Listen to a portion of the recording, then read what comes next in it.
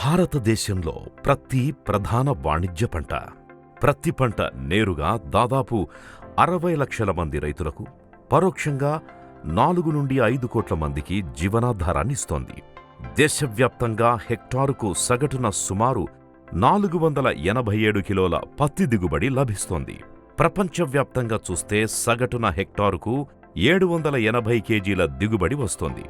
అంటే మనకన్నా రెట్టింపన్నమాట. అదేవిధంగా పొరుగునే ఉన్న చైనాలో హెక్టారుకు సగటున 1827 కేజీల దిగుబడొస్తోంది. అంటే మనకన్నా దాదాపు 3.5 రెట్లు ఎక్కువ. మన ఉత్పాదకత మాత్రం పెరగడం లేదు. దీంతోపాటు గులాబీ రంగు పురుగు దిగుబడులను గణనీయంగా తగ్గించివేస్తోంది. మారుతున్న వాతావరణ పరిస్థితులు, కూలీల కొరత కూడా రైతులను వేధిస్తోంది. అందుచేత పత్తి సాగులో ఉత్పాదకత పెరగాలి అంటే సాగు పద్ధతిలోనే మౌలికమైన మార్పులు చేయడం అవసరం. పత్తి ఉత్పాదకతను పెంచడానికి నూతన వంగడాలను తయారు చేయడంతో పాటు సేద్యం చేసే పద్ధతుల్లో కూడా మార్పులు చేయవలసిన అవసరాన్ని గుర్తించింది. ప్రస్తుతం పత్తిలో ఎకరానికి 7 నుండి 12 క్వింటాళ్ల దిగుబడి వస్తోంది. దీనిని 15 నుంచి 20 క్వింటాళ్లకి పెంచే అవకాశముంది. దీనికోసం ముందుగా తక్కువ కాలపరిమితి గల రకాలను ఎంచుకోవాలి. అంటే 150 రోజుల్లోపు పత్తి చేతికొచ్చే వంగడాలను ఎంచుకుంటే గులాబీ రంగు పురుగు నుండి తప్పించుకునే అవకాశముంది. దాంతోపాటు ప్రతి ఎకరానికి మొక్కల సంఖ్యను పెంచుకోవడం చాలా ముఖ్యం.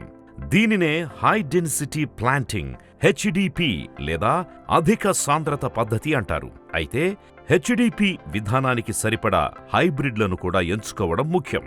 సంప్రదాయ పద్ధతిలో 4 అడుగులు ఇంటూ 2 అడుగుల దూరంలో నాటితే 5445 మొక్కలు, 3 ఇంటూ 3 అడుగుల దూరంలో నాటితే 4840 మొక్కలు, 3 ఇంటూ 2 అడుగుల దూరంలో నాటితే 7260 మొక్కలు వస్తాయి.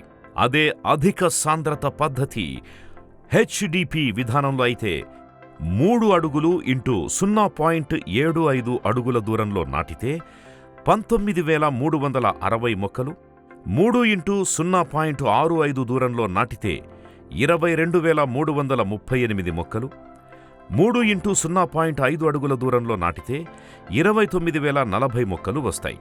అయితే మొక్కల సంఖ్య పెరిగినప్పుడు దానికి తగినట్లుగా వ్యవసాయ పద్ధతుల్లో మార్పులు చేసుకోవాలి. హెచ్డిపికి అనువైన రకాల్లో మొక్కలు దృఢంగా, నిటారుగా పెరగడం, తక్కువ ఆకులు, ఎక్కువ సంఖ్యలో పెద్ద కాయలు ఉండడం, మొక్కల్లో కింది పక్క కొమ్మలు లేకపోవడం ముఖ్యమైన లక్షణాలు. అధిక సాంద్రత పద్ధతి లేదా హెచ్డిపిని అనుసరించేటప్పుడు మొక్కలు మరీ పొడవుగా పెరగకుండా గ్రోత్ రెగ్యులేటర్స్ ని నాటిన 45, 65, 85 రోజులప్పుడు మొత్తం 3 సార్లు వాడుకోవాలి. ఆ గ్రోత్ రెగ్యులేటర్స్ వల్ల మరొక ప్రయోజనం ఏమిటి అంటే ఆకు మందంగా పెరిగి రసం పీల్చు పురుగుల బెడద తక్కువగా ఉండే అవకాశముంది. అవసరమైతే 90 నుండి 95 రోజులప్పుడు కాండం తలలు తుంచడం చాలా అవసరం. దీనివల్ల మొక్క పైభాగంలో కూడా పక్క కొమ్మలు వ్యాప్తి చెంది త్వరగా కాయలేర్పడతాయి.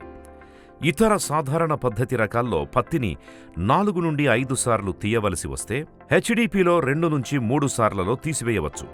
మొదటి పత్తి తీతలోనే ఎక్కువ దిగుబడి సాధించవచ్చు.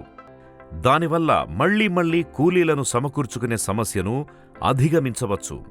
ఎక్కువ మొక్కలు తొందరగా పరిపక్వతకు రావడం వల్ల వివిధ రకాల చీడపీడలైన పీబీడబ్ల్యూ, బూడిద తెగులు, తలమాడు వంటి వాటి ఉధృతి నుంచి తప్పించుకోవచ్చు. అంతేకాకుండా హెచ్డిపి పంటను మెషన్ల సాయంతో కూడా తీయవచ్చు. హెచ్డిపి అనుకూల రకాల్లో పత్తికాయలు పెద్దగా ఉండి బరువు ఎక్కువగా తూగుతాయి. కాయలు పగిలిన తరువాత బాగా విచ్చుకొని పత్తి తీయడం సులభమవుతుంది. హెచ్డిపి రకాల్లో మైక్రోనేయర్, స్టేపుల్ లెంగ్త్ లాంటి అంశాలు అంతర్జాతీయ ప్రమాణాలకు అనుగుణంగా ఉండడం వల్ల మార్కెట్లో అధిక ధర పలుకుతుంది. హెచ్డిపి పద్ధతిలో పంటకాలం తక్కువ అవ్వడం వల్ల రెండవ పంట కూడా వేసుకోవచ్చు.